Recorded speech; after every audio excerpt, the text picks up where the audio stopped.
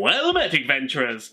Side quests help to enrich a D&D game by expanding the world and helping to deepen the narrative, giving players room to explore while taking a step back from the main plot, with fresh challenges, rewards, and make the overall experience more immersive and engaging. So, let's get into a few tips that can help you make some fantastic side quests. Let's get into it. So yes, it is I, Nathaniel Gomezian, shopkeeper and proprietor of Gaming Treasure Chest. So today's video, I'm going to be giving you 5 tips that can help you to be able to construct and design really immersive and engaging side quests, which hopefully will be able to give your players a lot of fun while they take a little detour off of the main plots and a little bit of downtime kind of thing. Theoretically, it's only really 4 steps that are really important, with the 5th one being like an extra thing you can throw in there. You don't have to, but you can throw in there just to spice things up a little bit and make them that little bit more interesting, engaging, and can be more important in the world that they are creating around them. So let's get into them. So the first step, unsurprisingly, is what type of quest are you going to make? And while there are so many different quests that you can give to your players, most of the time they're gonna boil down to about 5 different types. So let's quickly go through those 5 different types of quests that you can give to your players. Kill/capture quests.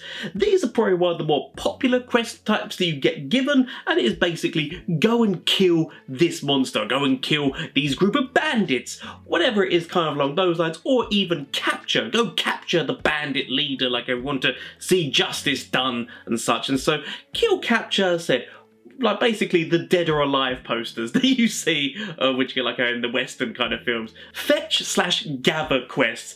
These are basically the next most popular type of quest. It is along the lines of go get this item, fetch this item, or go gather these ingredients. Be it go into this dungeon that's going to have this ancient artifact or whatnot that I want you to come and retrieve and bring back to me, or just I need you to go into this field and pick me a bunch of flowers and whatnot. I need you to gather certain ingredients for me to be able to create a potion or something. Along those kind of lines is what it is, gathering or fetching items to bring back to the quest giver.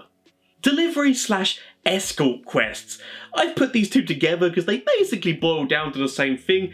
I want you to deliver this item to somewhere else, so basically make sure that it gets there safely, is not raided by bandits or whatnot, or somebody tries to steal it along the way, or escort an actual person rather than an object. I want you to take this young prince who wants to explore the lands. I want you to take him from this town to this town and make sure that he gets there safely, basically bodyguarding him. So it's along the same kind of line of get this thing from point A to point B and make sure it gets there safely. So delivery/escort quests are another type of quest that you can give to your players. Investigation quests. These are the ones where the quest giver themselves doesn't actually really know what the hell's going on, and so the players have got to solve what is happening and resolve the situation. It could be along the lines of maybe people keep going missing in the graveyard at night, and so the players have got to find out what the hell is happening to the people. Or it could be that strange lights or sounds or whatnot are heard during night, not too far away from the village, and so you need to go investigate to see what the hell's going on, because if they've sent people there, maybe they've gone missing, or as I said, items have gone missing around the place. Things along those kind of lines whereby it's not 100% sure what the hell is going on and what's causing it, but the players have basically got to go investigate, sort it out, and make it so that the problem goes away.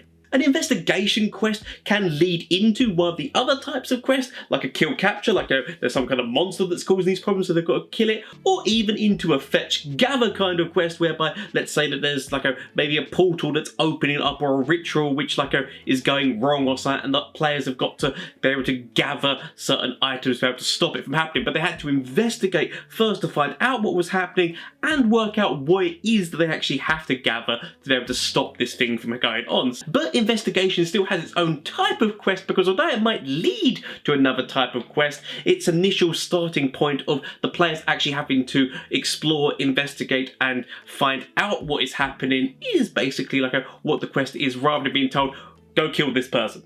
With the last type of quest being a defend quest. This is one of the more less used ones, but it still theoretically is its own type of quest where you have to defend a village or whatever it is, you know that a threat is coming, and so you've got to make a defense and get ready for it and stop it from happening. So a good example of this, I don't know if you remember it, in one of the Fallout games, when you first come to, you're basically in this little village and there's a group of bandits called the Powder Gang or something along those lines, and you've got to defend the town from the Powder Gang by basically defending it and stopping them from taking it over. You could do a similar kind of thing. Is this still kind of classed as a side quest because your players don't have to help a village out. If a village is oh, there are these bandits or brigadiers that are coming to try and overthrow us, your players could just step away and be huh, that's your problem. Of course, when they come back to that town later on, it could be under new management, so there's that ripple in the world of they chose not to do something, so this is the effect that has happened. So it's another thing whereby if they choose to help out, that's up to them. But a defense quest is still a fun one to run, although it is one of the less used kind of quest lines. Anyway, on to the next step. Now you know what type of quest you're writing, the next step is how are the players going to find out about it? And there are a number of different ways that you can do this. You can go with the very simple, there's a job board or quest board in each town, and your players can go to them each time when they go to a new town to find out what the local quest kind of things are that they can do. It can just be that maybe a guard asks them for their help. It can be that while they're in a tavern, they can hear maybe conversation going down in a nearby table, which piques their interest and then makes them maybe want to find out more about what were they talking about? Why is it so interesting that this hubbub is going on around the town? It also doesn't just have to be things that the players hear. It can be things that they see, like if they go into a town and they find that there's a lot of commotion going on, there's a bunch of people crowded and they see that bodies are being taken away and it looks like it's a few bodies under a sheet or whatnot. It might make the players think, what's happening there? I want to investigate. And so then they ask people and that's when they find out what's happening. So it doesn't just have to be them overhearing something in a tavern. It can also be something which they visually see when you describe the situation. You can also just have something happen to the party which makes them want to get involved in the quest. Maybe the town that they are in is rife with pickpockets and one of the group actually gets their coin purse pickpocketed off of them, which then makes them want to get involved and see what's going on, because if they have that happen to them and then somebody goes, it's happened to you. We've had a lot of those going on around town, people getting their coin purses nicked and such. Then that's going to be something which is going to make them think, okay, right, let's go talk to the guard captain and see what the hell's going on with this kind of thing. And it prompts them wanting to get involved because they want to get their money back, but also is a nice little way to knock them into a side quest that is going on by actually physically making something happen to the party, which is going to then make them want to get involved. Obviously, the coin purse idea is just something which has come on the top of my head, but there are numerous other things that you can do that will physically make the party want to get involved because something has happened to them as a result of what is going on with the side quest that you're trying to put them into. And obviously these are just suggestions. There are many ways that you can present side quests to your party to try and hook them in and get them involved. The next step in designing a fantastic side quest is deciding on the NPCs who are going to be involved in it. What I mean by this is that you have to think about who the NPCs are who are involved so that you can flesh them out a little bit and work out their personalities or what their motivations are behind the different things that they're doing. Sure, you could just have a group of bandits along the road being a problem for merchants, basically pilfering their wares and whatnot, and so the party have got to go out there to deal with them, and it just is as simple as they're robbing them just because they want to. Or you can flesh out the character of the main bandit to make him kind of Robin Hoody, whereby he is doing this because he is trying to help out his people. Maybe for some reason the town that you are currently working for to stop these bandits from robbing, maybe these people were cast aside, or if something happened, they used to be a noble family who something has happened in the past which has then made them shunned and kicked out of the town for some reason, or they've lost their jobs. Numerous different reasons that you can have why this town has kicked these people out, and so to survive, this is what they have to do in order to be able to provide and eat for their families and whatnot. So just adding that little bit of extra thing just makes it a little bit more real worldy and makes it so that it can maybe make your players pause for thought when they go in here, or come up with a more amicable solution rather than let's just kill these bandits. Obviously they can go along those lines if they choose to, but fleshing out your NPCs and making them more relatable and engaging, especially considering, let's face it, a lot of these things there's going to be narratives going on, it just makes it that bit more memorable and entertaining for your party rather than let's just go kill the bandits. Oh, they're just bandits, we killed them, it's done, we go back to the town, we get our money, on to the next one kind of thing. So this is just a way to make it that little bit more interesting. But obviously, yet again, when I'm talking about NPCs, also the quest giver themselves. What are their motivations, be it good or bad? Because sometimes you can have quest givers who are doing things for bad reasons because they want something done but they're unable to get it done, so they hire a party to make something happen. They might not necessarily give the 100% truth to the party, although I will say don't go down the evil quest giver route too often. You can throw it in because it's a very fun thing to throw in, but if you keep doing it, like every single quest giver that you give has got an evil motive behind them, the players are going to catch on to that soon and not trust anyone. So it's okay to throw that in every now and again, just don't overuse it, if you know what I mean. Like throwing good quest givers and then throwing the odd one, because, you know, they are there. Because like you'll see in this video here, which I've already done, which was 5 like a fun side quests that you can give to your players, there is one of them whereby the players end up going to a tunnel. The whole thing is basically that the party have got to go gather mushrooms from a cave, but when they get there and start collecting these mushrooms, they find out that they're actually the children of the myconoids, mushroom people. And so actually making the sovereign of the mushroom people have a personality and like trying to explain to them, look, you're trying to take our children away from us kind of thing. It was an extra dimension to the quest that the players weren't expecting, and so it's just very nice to be able to put things like that in. So think about the NPCs of the quest that you're giving, be they the quest giver or people that they meet along the way, good or bad, because it will make the quests more engaging if you've thought about them and actually fleshed them out more. So that's why it's an important step. On to the next one. So the 4th step is the reward.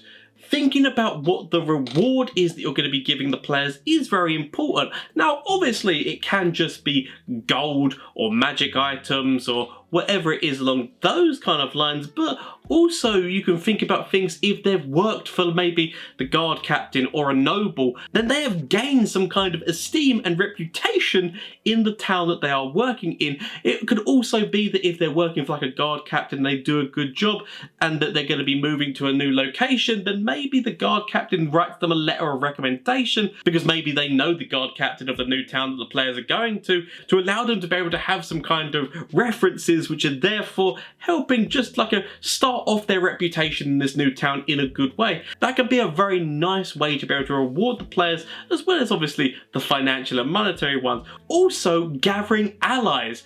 If your players have helped out whoever it is on a really difficult quest, then they're going to be kind of indebted to them and want to be able to help out the party later on down the line. So let's say that during the main plot point, which is currently going on, that there is some way that some of the other side quests who they helped out can help out during the main quest, then that's just a nice thing that you can tie back in, and it just means that your world is deepening and evolving and your players are being able to use different aspects of it that they can bring towards the main plot point. The tapestry and webs that they have weaved, they can bring together. So it can make it more fun for the players, but also you as a DM, that if the players, when they're in the middle of something going on in the main quest line, they go, oh, maybe such and such can help us. Remember the guy who we helped out, who can do this with alchemy or whatnot? He's going to be very useful in this. And so different things like that can be a lot of fun, not just for the players, but the DM actually watching the players make these decisions is a lot of fun as well. So allies that they can accumulate through doing these side quests can be a very great reward that you can give to your players, as well as also on the negative front, enemies that they could potentially occur along the way in certain ways that they do quests, like maybe they've pissed off a druid grove or a town along their way of doing a side quest because they went the other way on the decision making. They could choose between one of 2 ways and they decided to go against one group of people, and so they now have vengeance on them, and they could come back later on in the plot point in a way whereby because of the decisions you made, this group is after you kind of thing. And yet again, be a nice little thing that can tie in. It can make them really think about their decisions. So sometimes it's not just the rewards, it can also be the consequences of the decisions that they've made. So that's also quite fun. Anyway, on to the last step. So as I said before, this step is not crucial. You can just make really good quests with the 4 kind of steps that I've given you. The 5th one is you want to add that extra spice, and that is to add a twist. What I mean by this is just adding a narrative twist to the quest that they're currently on, to completely flip it the other way around is a very fun thing that you can do that makes the players have to make moral decisions. And as I alluded to in the last thing, moral decisions which then like the repercussions of that actually echoing into the world is one of the fun things that I love about side quests, and then mostly what I try to include in the side quests that I design, and that's why I include them in the 5 side quests that I gave in a previous video. I will probably do another video giving more side quest suggestions because I love designing them, and this is one of the special bits that I love adding into side quests is that little extra twist of the unexpected kind of thing, which then can make the players be like, oh my god! So to demonstrate what I mean, let's very quickly go through all of the steps and make a fantastic side quest. So with the first step, we're going to make a kill capture, maybe slightly also investigation quest. And so that's going to be that there are pickpockets around the town who are stealing coin purses and whatnot and valuable items and running off with them. Let's say that they're goblins. Why the hell not? And so the way this can be presented to your party is as they go into a town, maybe if they get a good perception roll in a crowd, they can see a couple of goblins grabbing a coin purse and running away. That can maybe escalate into a chase if one of the players decides to give chase to be able to stop one of these goblins or whatever. But basically, they are very quick and nimble and they are grabbing coin purses. It can also be that maybe when they're in the bar, they hear people talking about their money being stolen or valuable items being stolen, necklaces, rings and such. And then by overhearing this, they talk to those people and then maybe talk to the guards to find out more information that there are these goblins in town stealing a bunch of things. Also, as I said, it can just be that one of the players actually gets something stolen from them that then they want to then stop this from happening. You can have it this is happening during the daytime, or if you want to make it a more investigation thing, that all these things and valuables and such are going missing during night when people are sleeping, that there are these goblins creeping into town and stealing these valuables and such, and then heading off somewhere. Through investigation and whatnot, maybe a staking out overnight if these goblins are stealing things at night or during the day in crowded streets and whatnot, they then give chase and find out where these goblins are going. It turns out that they're going to this old abandoned church or something, that there are catacombs underneath that they are going to. If we're talking about NPCs, maybe there is a specific NPC that the players have talked to and got this quest off of, because maybe it can be that they've lost a really valuable ring or necklace or something that's like a family heirloom and they want it returned. So find out these things are happening to other people is very important, but there is a more specific that there is this one NPC who the players are more empathetic towards, there's a sob story and such, which is why the players want to go get this back. It can also be that the NPC is maybe the guard captain or whatnot, who wants to put more resources into this, but somebody higher up is deciding, no, we don't have time for that, there's other things going on, people can deal with their valuables going missing themselves kind of thing. So designing an NPC along those lines can also be something to think about. Of course, the reward can vary with this kind of quest, be it whether or not the players have actually got the quest from the guard captain themselves, or as I said, from somebody who specifically wants an item returned, maybe they give them whatever money they can and they offer to try and help the party in some other way, whereas obviously if it's the guard captain, money obviously, and it'll probably be a lot more money, but also esteem and reputation that you have helped the town out in this dire need that it currently has. But now let's throw in the twist, and the twist is that if the players actually investigate and find these goblins running off to this abandoned church, that in the catacombs underneath during night time, that they've got a pile of money, but you also see there are a lot of goblins and such in cages, and that there are goblins sobbing and such and whatnot, and not in a very good way. Because then what it turns out is that these goblins are actually gathering treasure for somebody who's a little bit more higher up. Maybe that person who was trying to stop the guard captain from putting too many resources and investigation into this, because no, you don't have time for this. So somebody of noble or higher up in the guards kind of thing